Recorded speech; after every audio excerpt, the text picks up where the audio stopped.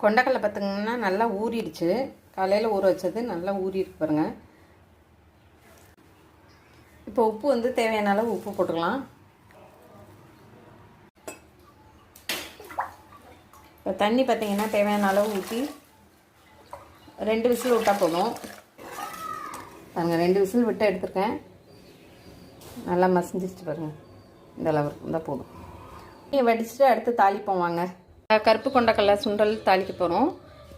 வெந்த கருப்பு கொண்டக்கடலை ஊற வச்சுட்டேன். ஊற வச்சு 8 மணி நேரம் ஊற வச்சு 2 சவுண்ட் விசிலில் வேக வச்சு எடுத்து வச்சுருங்க. இது பார்த்திங்கன்னா உங்களுக்கு கடுகு தாளிக்க கொஞ்சம் தேங்காய், வரமிளகாய், கருவேப்பிலை, பெருங்காயத்தூள், தாளிப்பதற்கு தேங்காய் எண்ணெய். பார்த்திங்கன்னா தேங்காய் எண்ணெய் ஊற்றிக்கலாம். எண்ணெய் சுடட்டும். தேங்காய் எண்ணெய் நல்லா சுட்டுருச்சு. கடுகு போட்டுக்கலாம். கடுகு போட்டோன்னே கருவேப்பிலையும் வரமிளகாவும் பார்த்தீங்கன்னா பெருங்காயத்தூள்,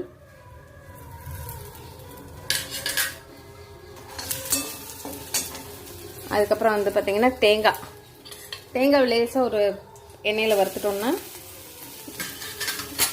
அது கொஞ்சம் நேரம் இருந்தாலும் நம்மளுக்கு வீணாக போகாது. அப்படி நல்லாயிருக்கும். நான் அது பாசனத்தை ஆன் பண்ணிடுறேன்.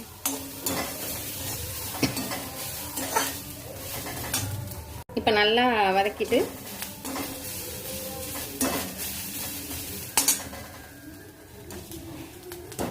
இந்த வேக வச்சு கொண்டக்கடலை இருக்கு இல்லையா, அதை போட்டுக்கலாம். இருக்கிறதுக்கு உள்ளே தான் உப்பு இறங்கியிருக்கும். இந்த தேங்காய் இதுக்கெல்லாம் கொஞ்சமாக டேஸ்ட்டுக்கு உப்பு லைட்டாக அதையும் போட்டு நல்லா பரட்டி விட்டுருணும். அது வந்து டேஸ்ட்காக தேங்காய் போடும்போதே போட்டுருக்கணும், நான் மறந்துட்டேன். அடுப்பு ஆஃப் பண்ணிட்டே கிளறிடலாம்.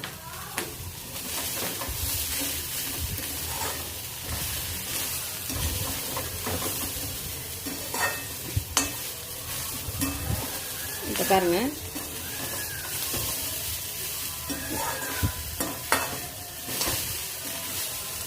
நல்லா இப்போ பிள்ளையாருக்கு சுண்டல் ரெடி. நான் பாத்திரம் மாற்றிட்டு காமிக்கிறேன் பாருங்கள். சுண்டல் முடிஞ்சிருச்சு பாருங்கள். சுண்டல் ரொம்ப ஈஸி தான். இந்த வீடியோ பார்த்ததுக்கு ரொம்ப தேங்க்ஸு, மிக்க நன்றி. லைக் பண்ண எல்லாருக்கும் நன்றி, சப்ஸ்கிரைப் பண்ண எல்லாருக்கும் நன்றி, வீடியோ பார்த்துட்டு இருக்க உங்களுக்கும் எல்லாருக்கும் நன்றி. தேங்க்யூ. இந்த வீடியோட ஃபுல் டீட்டெயில் வந்து ஃபஸ்ட் கமெண்ட்டில் கொடுத்துருக்கேன்.